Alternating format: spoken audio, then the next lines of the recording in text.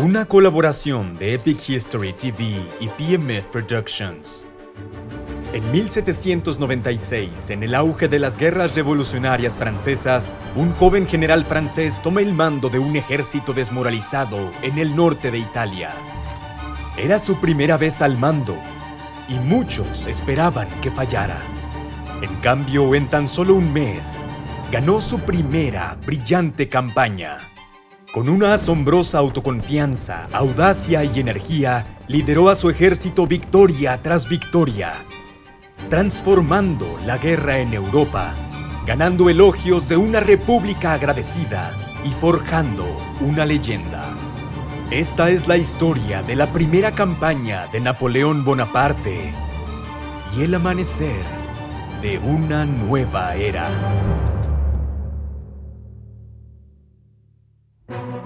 Enero 1797. Un nuevo año, pero problemas familiares para el general Bonaparte de 27 años que lucha contra los austriacos en el norte de Italia. Tiene la gran ciudad fortaleza de Mantua en estado de sitio, y después de una estrecha victoria en Arcole, una vez más ha rechazado a los ejércitos austriacos que intentan marchar en su ayuda. Pero el ejército de Italia está en un estado desaliñado. Las tropas no han cobrado en semanas, sus uniformes se desintegran, sus botas están rotas y sobre todo, tienen hambre. Una de las principales preocupaciones de Napoleón es el miserable estado de la atención médica.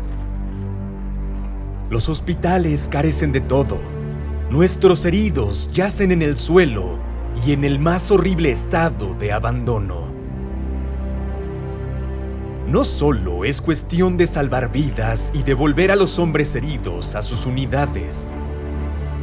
La atención médica afecta la moral, ya que las tropas que van al combate quieren saber que si lo peor sucede, serán atendidos. Las condiciones son mucho peores para la guarnición en Mantua, comandada por el mariscal de campo Bumsha. En 4 meses de asedio, 9,000 soldados han muerto por enfermedades, heridas o los efectos de la desnutrición. Los supervivientes se alimentan de caballos, los civiles de ratas y perros. Incluso estas raciones miserables se agotarán para el 27 de enero, en solo unas semanas. El reloj está corriendo. Los austriacos deben aliviar Mantua para esta fecha o perderán la ciudad. Y con ella, la guerra en Italia.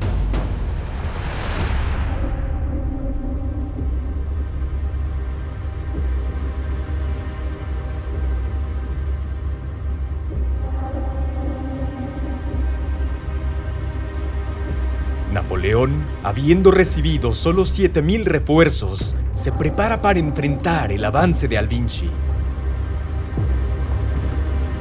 No solo está en desventaja numérica, tampoco sabe dónde su enemigo golpeará.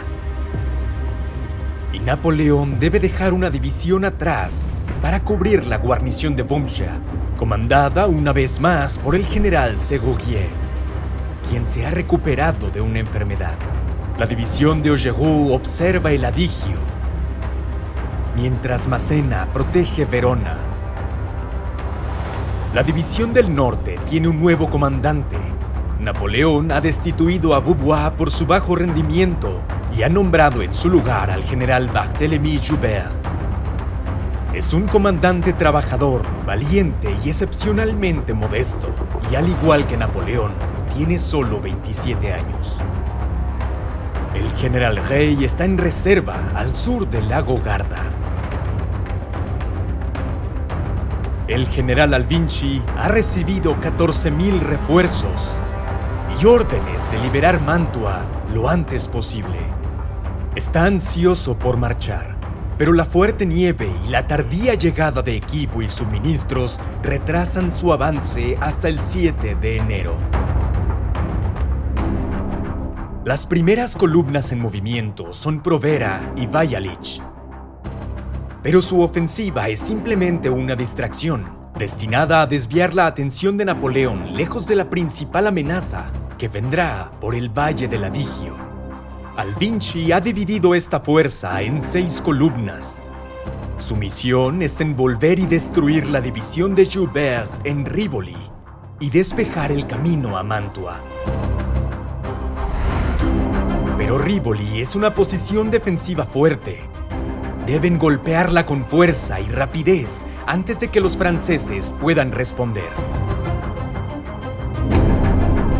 Napoleón, asumiendo que cualquier avance austriaco está todavía a semanas, ha viajado a los Estados Pontificios con una columna comandada por el coronel Lannes. Tiene la intención de presionar al Papa, quien continúa fomentando la oposición a Francia. Sin embargo, en cuanto recibe informes sobre el movimiento enemigo, Napoleón corre de regreso a su sede en Roverbella. Hasta entonces, las fuerzas de Alvinci también han comenzado a avanzar, pero rápidamente surgen problemas de planificación. La primera columna de Lusignan, en el flanco derecho del avance, tiene órdenes de cruzar las laderas del Monte Baldo y atacar a Joubert por detrás. Pronto queda claro que estas órdenes son extremadamente optimistas, ideadas por oficiales del Estado Mayor que no han visto el terreno. La cumbre de Montebaldo tiene más de 2 kilómetros de altura. Sus laderas están cubiertas de nieve y hielo profundos. Los caminos son traicioneros aún más después del anochecer y no hay leña para un campamento. Solo tomando un amplio desvío puede Lusignan hacer algún progreso, perdiendo a 200 hombres por agotamiento y exposición. Mientras tanto, la segunda y tercera columnas austríacas llegan al puesto avanzado francés en Ferrara. Un ataque inicial es repelido, y siguiendo sus órdenes, esperan a que aparezca la columna de Lusignan antes de lanzar un segundo ataque. Sin embargo, la columna de Lusignan aún no está a la vista. El plan de Alvinci depende de una acción rápida y audaz, pero después de solo 48 horas está desmoronándose.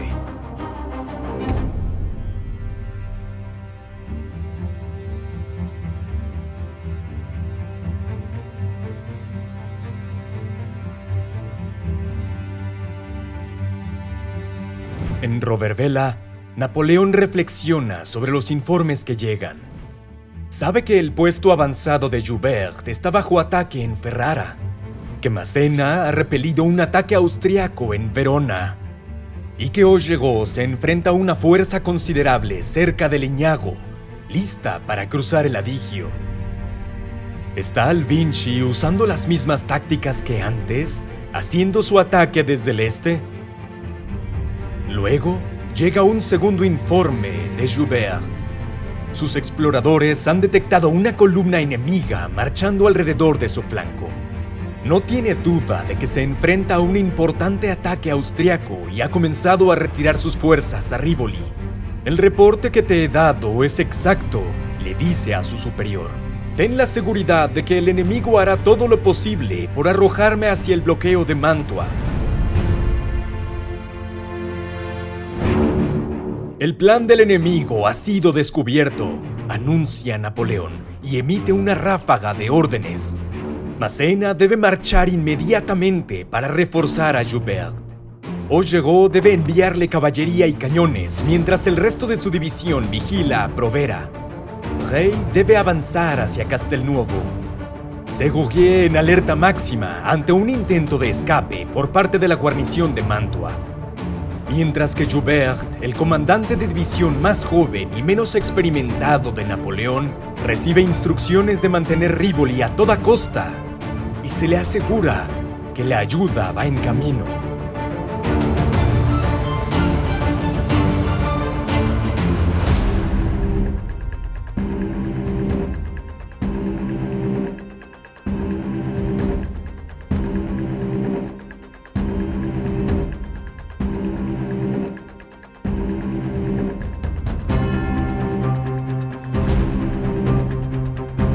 Después de darles a los austriacos una buena lección en Ferrara, Joubert ha sacado a sus tropas durante la noche y ha adoptado una posición defensiva alrededor de Rivoli. Napoleón llega a la medianoche y de inmediato sale con Joubert a inspeccionar las posiciones del enemigo. El clima se había despejado y la luz de la luna, soberbia, subí a diferentes alturas y observé las líneas de fuego enemigo. Llenaban el campo entre el Adigio y el lago Garda, y el ambiente estaba iluminado por ellas. Se podían distinguir fácilmente 5 campamentos, cada uno compuesto por una columna. Hasta que lleguen refuerzos, Napoleón cuenta solo con la división de Joubert, que consta de 10.000 hombres para contener a 24.000 austriacos. Pero Alvinci ayudará a igualar las probabilidades al ordenar que la primera columna de Lusignan intente una amplia marcha de flanqueo para cortar la línea de retirada francesa. Y Napoleón decide que la carretera principal hacia Rivoli, que pasa por un empinado desfiladero conocido como el Pontare, puede ser defendida por un solo regimiento respaldado por cañones atrincherados. Esto deja un enfrentamiento más manejable de 9.000 contra 12.000 en el centro. Pero Napoleón quiere extender su línea defensiva para mantener las laderas que marcan el borde del altiplano de Rivoli. A las 4 de la mañana, la brigada de infantería ligera del general Vial avanza a través de la oscuridad. Rechazan a los puestos avanzados austriacos y toman la capilla de San Marco. Son seguidos a su izquierda por el resto de la división de Joubert. Pero los franceses avanzan demasiado. Estallan escaramuzas a lo largo de la línea, con combates intensos en los altos de San Marco. Napoleón no quería comenzar la batalla tan temprano, pero el combate se intensifica. Al amanecer, los austriacos atacan el altiplano con fuerza. La 85ª Media Brigada Francesa es flanqueada y derrotada por la segunda columna de Lipthay. La 29ª Ligera a su derecha se ve obligada a retirarse y parece que la línea francesa se desmorona. Pero el 14º a su derecha lucha tenazmente. Es una intensa batalla de infantería en terreno accidentado, con viñedos y jardines amurallados, con cargas repentinas, retiradas apresuradas y contraataques. Cuando los austriacos superan una batería francesa, un oficial exige: ¡14! ¿Les dejarán tomar sus cañones? Sus tropas lanzan una feroz carga que derrota a los austriacos y recupera la batería. A las 9 de la mañana, las tropas de Massena comienzan a llegar. Se posicionan a la izquierda de Joubert y la línea francesa debilitada se estabiliza. Pero hasta ahora, los franceses solo se han enfrentado a la mitad de las 6 columnas de Alvinci. Una por una, las demás se unen a la acción. La 6ª columna de Vukašović se encuentra al otro lado del río Adigio, pero sus cañones causan estragos entre las tropas francesas que mantienen el Pontare. Bajo el fuego de cobertura, la 5ª columna de Reuss asciende por el estrecho camino y en encarnizados combates asalta las trincheras francesas. Este avance amenaza toda el ala derecha francesa con un cerco y comienza la retirada. Momentos después, los disparos al suroeste revelan que la primera columna de Lusignan ha llegado a Affy para cortar su escape. La situación francesa es desesperada. Están en inferioridad numérica, rodeados y bajo un fuerte ataque. El personal de Napoleón mira ansiosamente a su comandante, preguntándose qué milagro puede salvar ahora al ejército.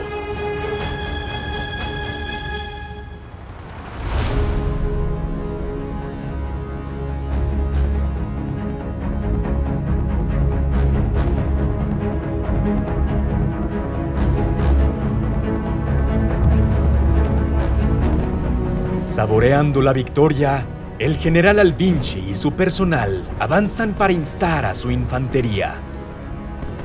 Napoleón permanece tranquilo. Sabe que las columnas centrales de Alvinci están cerca del agotamiento, no tienen caballería y poco apoyo de artillería. Identifica a la columna de Reuss como la amenaza más inmediata y ordena a Joubert que envíe a la contraofensiva a todos los hombres y cañones que pueda. El general Leclerc y el capitán Lasalle, de tan solo 21 años, cargan entonces con toda la caballería francesa, apenas unos cientos de jinetes. Bajo este embate, las tropas austriacas que lideran son repelidas hasta el fondo. Ahí chocan con el resto de la columna que viene detrás, caballería e infantería apiñadas, algunas avanzando, otras tratando de escapar. Los hombres de Joubert les disparan desde la colina que domina. La gota que colma el vaso es la devastadora explosión de un carro de municiones.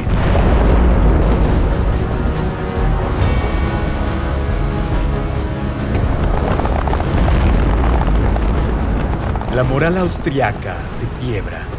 Los sobrevivientes retroceden por el camino en busca de seguridad. Napoleón ahora centra su atención en el centro, donde las agotadas columnas austriacas se han dispersado y desordenado.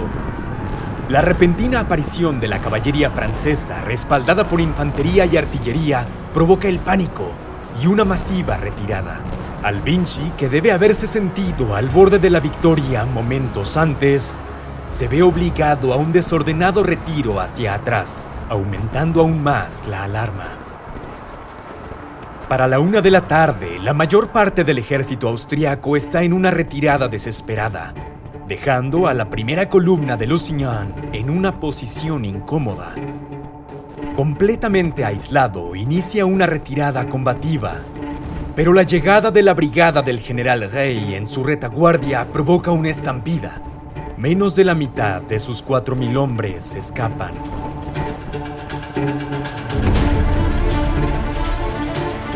A través de la tenacidad, valor y buena fortuna, el ejército de Italia ha convertido una situación sombría en un triunfo asombroso.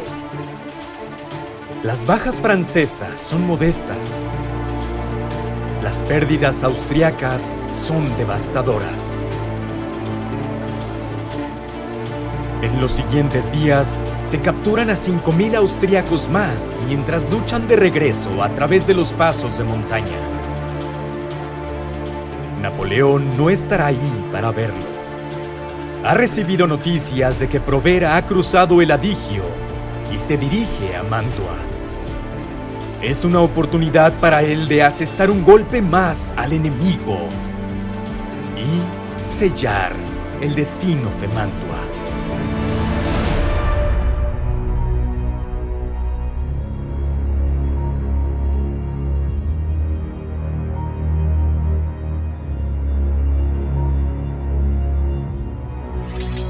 Dejando a Joubert al mando en Rivoli, con órdenes de renovar el ataque al amanecer, Napoleón se dirige rápidamente al sur con la división de Massena. Provera no tiene idea del desastre que ha envuelto al ejército de Alvinci, ni de que los lobos se congregan a su alrededor. Avanza hacia Mantua, seguido de cerca por Augereau, quien captura a su retaguardia, 2.000 hombres hechos prisioneros. Con solo 7.000 hombres restantes, la única esperanza de Provera es romper las líneas de asedio francesas. Primero, intenta atacar San Giorgio. Formidables defensas francesas y un poderoso cañoneo lo detienen en seco.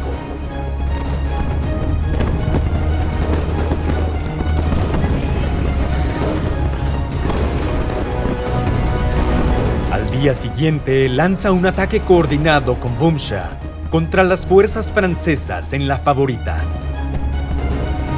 Pero Napoleón ha llegado con la división de Massena desde el norte.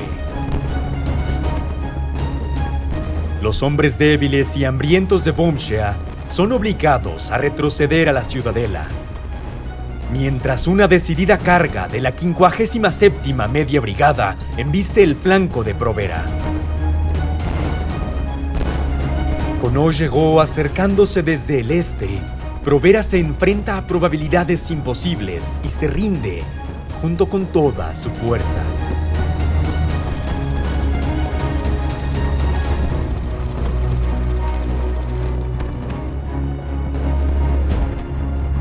La última esperanza de Boomshea ha sido aplastada. Pospone lo inevitable durante 2 semanas agonizantes, hasta que, con toda la comida agotada, finalmente acepta los términos de rendición de Mantua el 2 de febrero. Él y una escolta regresarán a Austria. Sus 16.000 hombres restantes se convierten en prisioneros. Las pérdidas austriacas en la campaña alcanzan la asombrosa cifra de 44.000 hombres. Después de 8 meses, el asedio de Mantua ha terminado. Una victoria que pronto se celebrará en las calles de París. Pero es el general Serrurier, no Napoleón, quien acepta formalmente la rendición de Austria. Su comandante en jefe ya ha partido para enfrentarse a su próximo oponente, el Papa.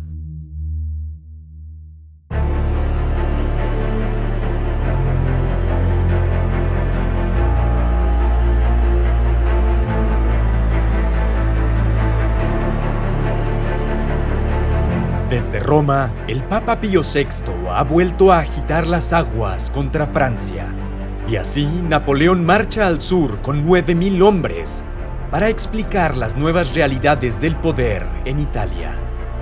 En Faenza, la división del general Víctor arrasa con las fuerzas papales y Ancona es tomada sin luchar.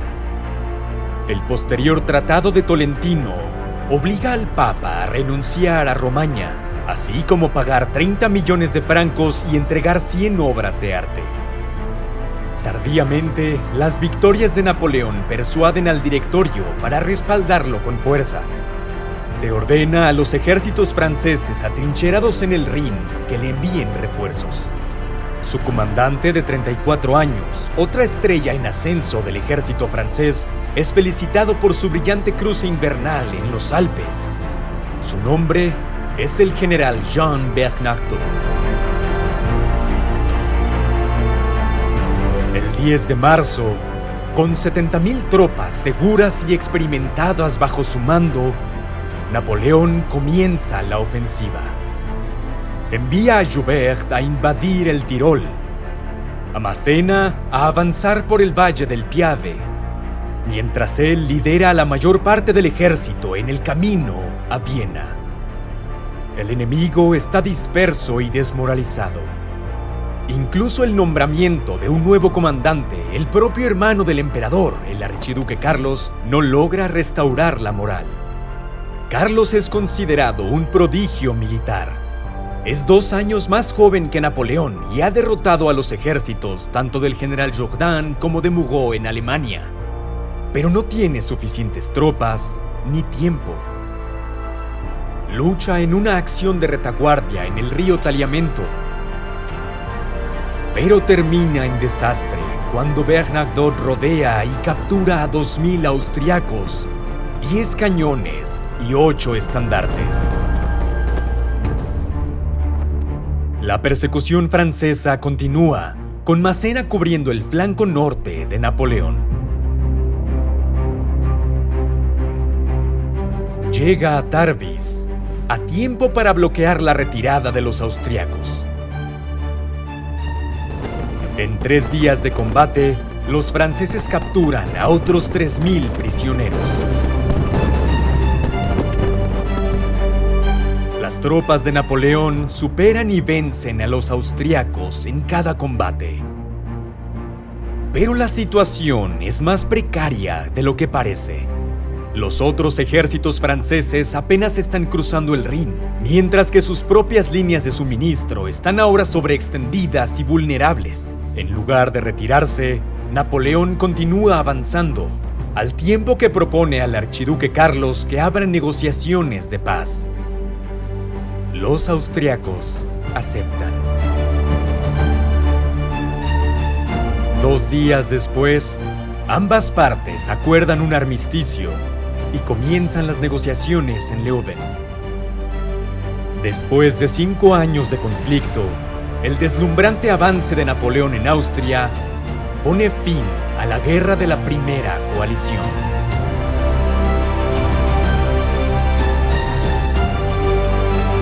Así termina la primera campaña de Napoleón, casi exactamente un año después de que comenzó, a 600 kilómetros de distancia en las costas del Mediterráneo.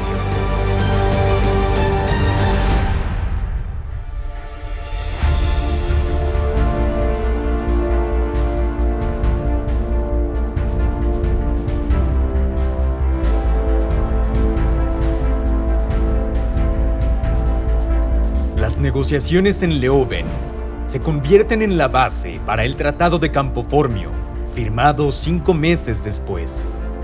Los Países Bajos austriacos, aproximadamente la moderna Bélgica, pasan formalmente a manos de Francia. La República de Venecia, invadida y saqueada sistemáticamente por las tropas de Napoleón, se divide entre Francia y Austria. Así termina la historia de 1200 años de la Serenísima República de Venecia.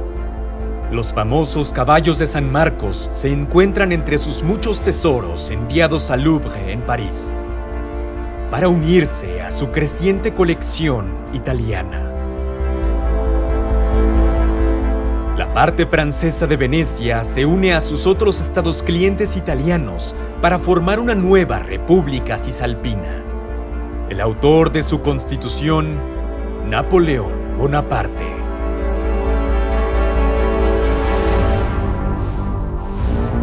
Es solo una muestra de cuánto ha avanzado el general de 27 años en tan solo uno. Después de liberar una de las campañas militares más brillantes de la historia, que algunos dirían es la mejor, ahora dicta términos a reyes y papas, convoca nuevos estados a la existencia y cultiva el estatus como el comandante militar más celebrado de Europa. Ha logrado todo esto gracias a una formidable inteligencia, un trabajo incansable y un liderazgo inspirador que ha utilizado para forjar un vínculo único de confianza con sus hombres. También ha tenido suerte en el camino y ha sido bien servido por un grupo de brillantes oficiales, muchos de los cuales estarán con él durante años. Porque Napoleón aún tiene muchas cosas extraordinarias por lograr. Su campaña italiana es solo el primer capítulo en una de las vidas más asombrosas de la historia. Un enorme agradecimiento a PMF Productions por su ayuda en la creación de esta serie y por trazar los movimientos de Napoleón en el norte de Italia. Recomendamos su canal de YouTube, que cuenta con su propia serie detallada sobre las campañas italianas de Napoleón, que puedes encontrar buscando PMF Productions o usando el enlace en la descripción. Un gran agradecimiento también a nuestro antiguo colaborador History March por crear el mapa del campo de batalla de Rivoli usado en este episodio. Puedes disfrutar de muchos más excelentes videos de historia militar en su canal de YouTube. Gracias también al artista Kid Rocco por su amable permiso para usar sus obras de arte en esta serie. Puedes encontrar más del brillante arte de Kid a través del enlace en la descripción. Y sobre todo gracias a los seguidores de Epic History TV en Patreon, quienes hacen posible este canal. Visita nuestra página de Patreon para descubrir cómo puedes apoyarnos, ayudar a elegir temas y obtener acceso temprano sin anuncios a nuevos videos.